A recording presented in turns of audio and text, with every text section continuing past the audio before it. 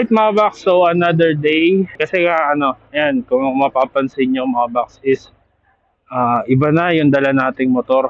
So ito nga yung bago nating service ngayon na makakasama sa mga biyahe natin. At ito nga yung ating bagong PCX 160. Ayan. And ngayong umaga nga, actually ilang araw pa lang to sa akin. Pero syempre dapat protektado. Protektado to. Kaya naman, eto, may pupunta na ako malapit lang dito sa amin. Ceramic coating natin.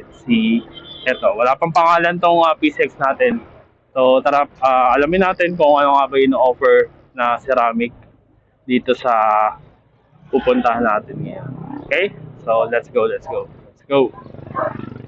And yes mga box, nandito nga ako ngayon sa Gas Car Wash Polishing Detailing dito sa Bayan Luma 1 sa Imus, Cavite. Para nga ipaceramic coating ang ating day-old Honda PCX 160 Road Zinc. Yes, tama at ipapaceramic coating ko nga ito para naman dagdag proteksyon sa kaha ng ating motor. At dito nga sa Gas Car Wash ay nag-offer sila ng iba't ibang car wash package para sa motor at para sa sasakyan, and also polishing and detailing. Kaya naman dahil ito yung pinakamalapit sa amin ay dito ko na dinala ang motor ko. One thing that I've noticed na meron na palang bago dito para sa mga nagpapalinis ng kanilang mga alagang sasakyan ay meron ng sobrang comfortable na waiting area dahil nga nag-open na yung kanilang lunch. Nabukod sa waiting area ay meron din silang ina-offer na coffee and foods. So going back, sinimula na nga ang process ng ceramic coating. Inumpisahin to sa pag-carwash ng motor para masiguradong malinis to. After ng carwash at after patuyuin ay pinasok na ito sa showroom para naman simulan ng mismong process. Kasama ng ceramic coating package nila ang detailing, kaya naman sinimulan muna sa detailing. Na ultimo kasulok-sulukan talagang lilinisin. Tapos sisimulan naman ang pagtatanggal ng alikabok para naman masiguradong hindi ito gagasgas sa pintura. And after niya ay sisimulan na ang pagbapping sa buong kaha na lalagyan ng ceramic coating. After naman ng bapping ay ang polishing. Dito ay almost the same with bapping, pero dito naman ay papakintabin ang mga nabap na kaha. Tapos itutuloy na ang detailing na talaga naman lilinisin ang motor na ultimo kasingit-singitan ng makina, ang gulong,